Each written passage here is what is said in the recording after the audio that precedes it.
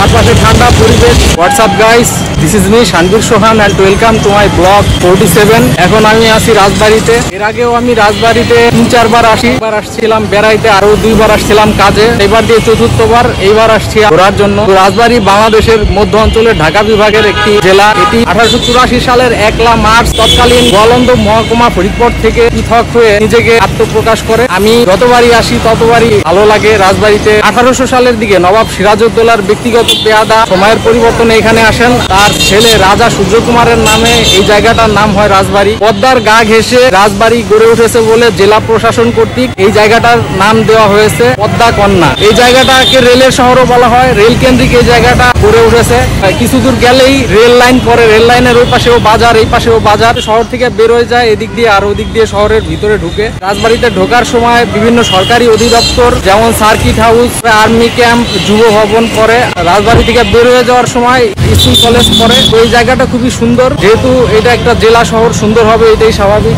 এই রাস্তার মাঝখান দিয়ে এক সারিতে অনেক এক ধরনের গাছ লাগানো আছে। আজকে এই জায়গাটায় ঘুরতে এসে ভালোই লাগছে। একটা হোটেল আছে আয়াত বিরিয়ানি হাউস। ভাই আসসালামু আলাইকুম, ভালো আছেন? ভাই আমার একটা সিঙ্গারা আর একটা পুরি দেন। এদিকে বেশ সুন্দর জায়গা, আর অনেক লোকজন একসাথে বসার ব্যবস্থা আছে। ওই জায়গায় আছে বার্গার, সিঙ্গারা, পুরি, সমোসা, পেঁয়াজি আছে। হোটেলটার পরিবেশ বেশ ভালো।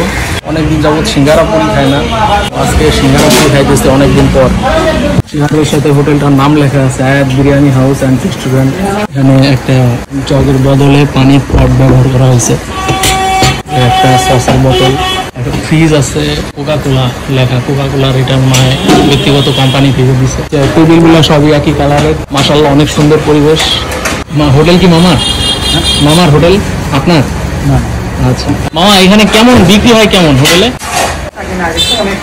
আপনাদের তো খাবার দাবার তো বেশ সুন্দর, বাট কম আসার কারণ কি? এটা তো শহরের উপরে।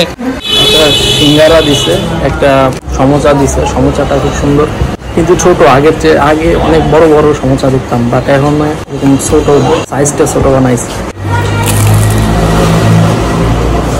সালাদ দিছে। সমোসাটা অনেক স্বাদ।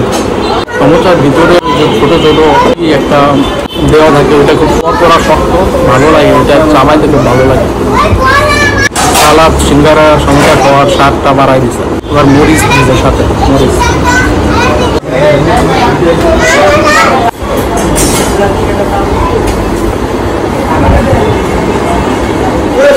থ্যাংক ইউ ভাই, থ্যাংক ইউ সো মাচ।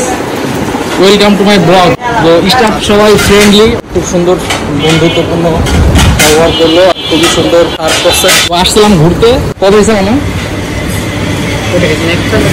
দুটা, একটা সিঙ্গারা, একটা সমোসা।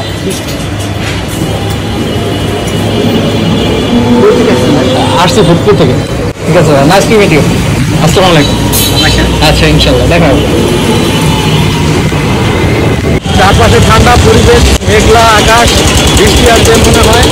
অলরেডি বৃষ্টি আসা শুরু করে দিচ্ছে। আমার একটা জায়গায় দাঁড়াইতে হবে। লুক এট দিস, রাজবাড়ি পৌরসভা, স্থাপিত 1913 খ্রিস্টাব্দ। রাবেয়া বিগ বাজার। এই জায়গায় আছে সরকারি আদর্শ মহিলা কলেজ রাজবাড়ি, আর অপোজিটে আছে একটা বাজাজের মোটরসাইকেলের শোরুম। এই জেলাতে মুসলমান, হিন্দু, বৌদ্ধ, খ্রিস্টান সব ধর্মেরই লোক বাস করে। মুসলমান ধর্মের লোকজন সবচেয়ে বেশি, 90.4%। হিন্দু ধর্মের লোক 9.6%। হিন্দু ধর্মের লোকজনের বসবাস হচ্ছে রাজবাড়ি জেলার বালিয়াকান্দি উপজেলায়। ওইখানে হিন্দু ধর্মের লোকজন পাওয়া যায়। আমি অলরেডি স্ট্যান্ডে চলে আসছি, শ্রীপুর স্ট্যান্ড। ওই যে শ্রীপুর স্ট্যান্ড, এটা রাস্তার দুই পাশেই দোকান আছে, মাঝখানে বর্ডার দেওয়া আছে। এটা একটা কৃষি প্রধান জেলাও।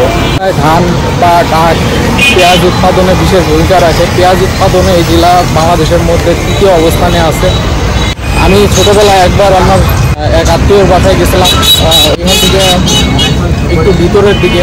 এদিকে যা দেখি যে প্রচুর ফসল ফলানো। ওনাদের যত জমি আছে সব জমিতে ফসল আর ফসল। এদিকে একটা রাস্তা গেছে, ফরিদপুরে গেছে। এদিকে সামনে গোয়ালন্দ, পরে গোয়ালন্দর মোড়, তারপরে ফরিদপুর। হাউদিয়া বাস দেখতে পাচ্ছি, এটা এখন মেবি ফরিদপুরের দিকে যাবে। বাসের পিছনে কি লেখা আছে? সময়ের চেয়ে জীবনের মূল্য অনেক বেশি। Thank you so much guys for watching my video.